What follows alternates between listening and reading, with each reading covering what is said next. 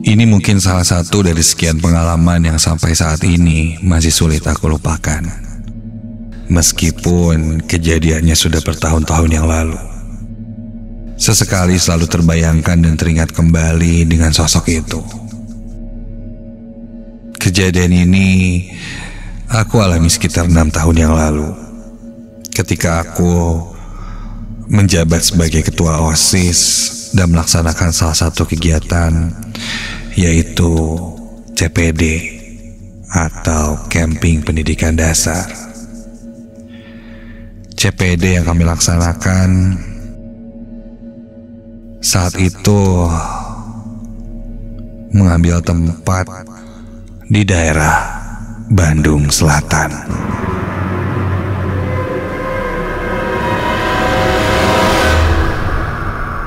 Orang-orang di sana mungkin tidak asing dengan salah satu tempat perkemahan yang ada di sana.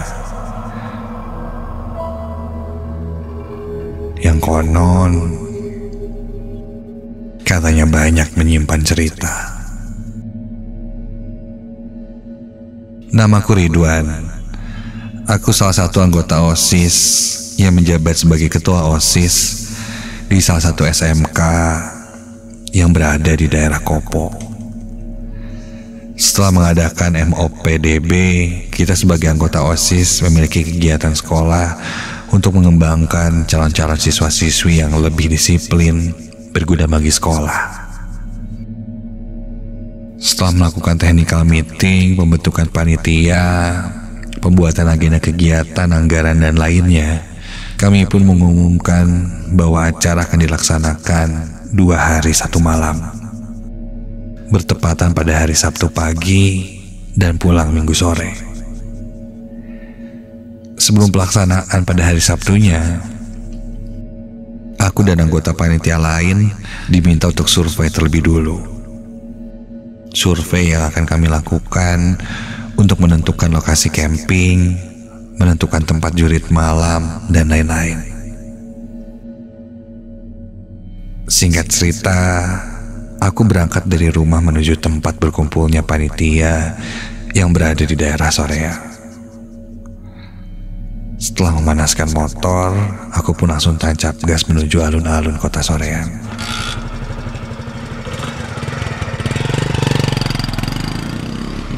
Dan sampai sana sekitar jam 5 sore. Aku lihat juga panitia lain yang sudah berkumpul, termasuk salah satu guru dan juga pembina eskul. Salah satu dari kami ada yang menggunakan motor, juga ada yang menggunakan mobil. Aku membonceng salah satu temanku yang saat itu tidak membawa kendaraan.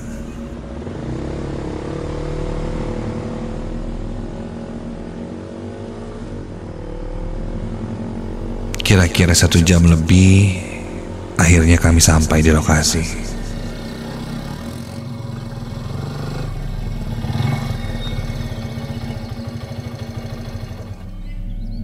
Setelah menyelesaikan urusan administrasi terlebih dulu, aku dan yang lain pun langsung parkir dan mulai masuk dan mensurvei tempat.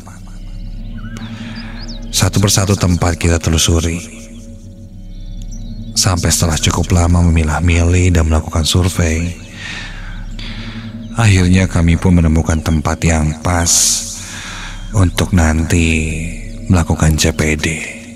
Karena menurut kami, tempat ini sangat cukup untuk total peserta yang ada. Guys, ini pas banget nih di sini. Kayaknya cukup deh buat pasang semua tenda. Paling nanti kita tinggal cari trek aja buat rute jurit malam. Setuju ya? Mereka pun setuju. Tak terasa malam pun tiba. Setelah menentukan tempat camp, tim pun menyuruhku untuk mencari rute jurit malam. Saat itu tidak semua panitia ikut. Ya ikut hanya beberapa saja, termasuk aku. Rencananya kita akan membuka jalur ke salah satu hutan yang berada di perkemahan sana. Hanya bermodal senter dan tali rapi untuk menandai lokasi yang kita lewati, kami pun segera menyusuri hutan itu.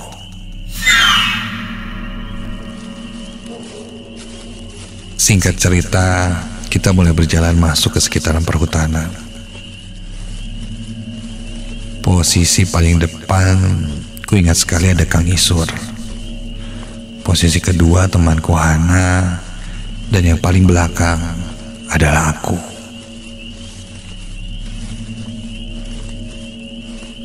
Belum lama kita berjalan, entah kenapa suasana di hutan ini membuatku merasa tidak nyaman.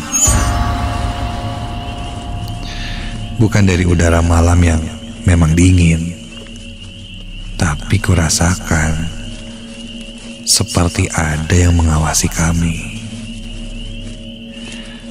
Aku sempat bicara pada tim kalau suasana tiba-tiba saja berubah. Namun timku menyuruhku untuk fokus saja dan jangan berpikir yang aneh-aneh. Satu persatu tempat yang sudah kita tentukan dijadikan pos untuk acara jurit malam nanti sudah kita tandai. Sampai akhirnya kami menentukan 3 pos yang akan digunakan. Setelah itu kami pun kembali menuju area camp. Namun sebelum pulang, Kang Isul memberi tugas kami untuk melakukan simulasi dengan metode pemecahan grup. Aku ditugaskan dengan Hana untuk berjaga di pos 3 dan temanku yang lainnya berjaga di pos 1 dan 2. Dan Kang Isul akan bersimulasi menjadi peserta. Simulasi pun dimulai dan kami pun berpencar.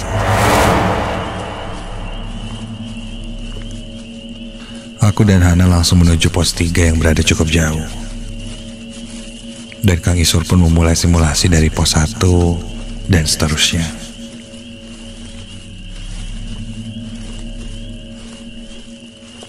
Di perjalanan menuju pos 3, sesekali aku dan Hana mengobrol untuk mencairkan suasana. Han, kamu udah capek ya? Semangat yuk, tak lagi nyampe nih. Sampai belum sampai kami di pos 3, tiba-tiba Han mau kemana Hana? Hei, tunggu. Aduh, Hana tiba-tiba saja berlari. Kontan aku pun mengejarnya. Namun Hana berlari cukup kencang meninggalkanku, menuju arah semak-semak. Hana! Han! Aduh. Sampai kakiku tersandung dan terjatuh. Kulihat kakiku terluka. Sambil menahan rasa sakit, aku mulai berdiri kembali dan berjalan mencari Hana. Hana! Han! Tunggu dong! Kamu kemana sih? Han! Aku teriak dan memanggilnya. Tapi ketika aku lihat sekitarku tidak ada Hana. Kemana Hana berlari? Sambil terus menahan rasa sakit ini, aku mencari Hana dengan penerangan dari senter yang kubawa. Sampai ketika aku soroti satu persatu area hutan itu.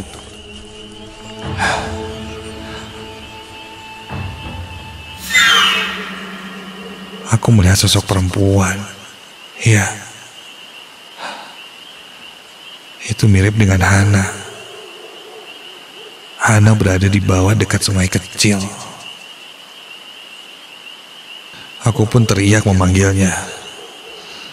Han, ngapain sih lu di situ? Tiba-tiba lari lagi, kebelat. Ayo buruan ke pos 3. Takut Kang Gisur udah nyampe. Yuk. Hana sepertinya tidak mendengar perkataanku. Seakan-akan dia tidak mendengar aku memanggil.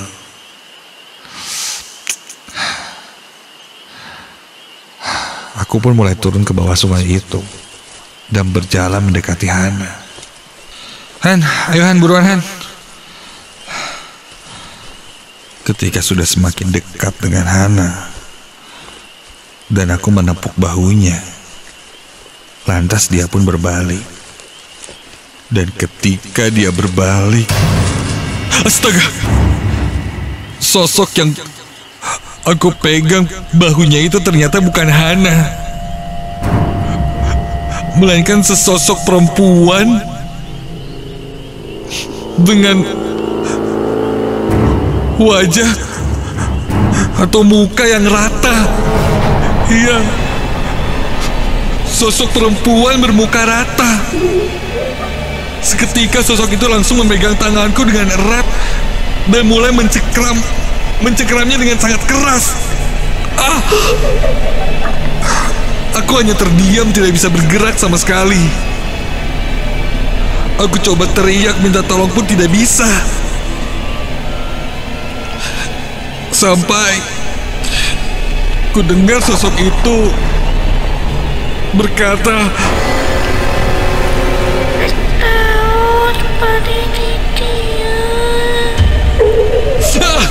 sekuat tenaga aku berusaha melepaskan cengkeraman sosok itu.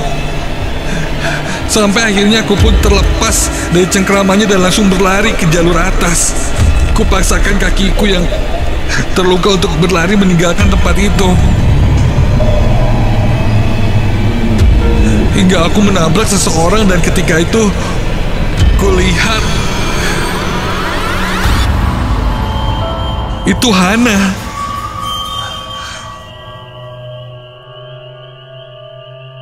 Hana pun menanyakan apa yang terjadi denganku. Aku tidak menceritakannya langsung dan segera meninggalkan tempat itu menuju area camp. Setelah sampai bawah, tak lama Kang Iso dan teman lainnya pun datang menghampiriku. Kang Iso berkata, kenapa aku dan Hana tidak ada di pos 3 tadi. Aku pun lalu menceritakan apa yang kualami. Dan ketika aku ceritakan, Hana justru bertanya balik padaku kalau aku tadi kemana. Karena Hana justru melihat aku yang tiba-tiba saja berlari. Aneh. Mendengar itu aku hanya bisa terdiam. Entah kejadian mana yang sebenarnya terjadi. Yang pasti, aku hanya ingin cepat-cepat keluar dari area itu. Keesokan harinya, setelah kejadian itu aku jatuh sakit, demam tinggi dan tidak bisa mengikuti acara camping. Dan setelah dicari tahu, ternyata area camp yang kami pakai itu dulunya memang banyak meninggalkan cerita seram. Mulai dari pembunuhan sampai tempat pembuangan mayat.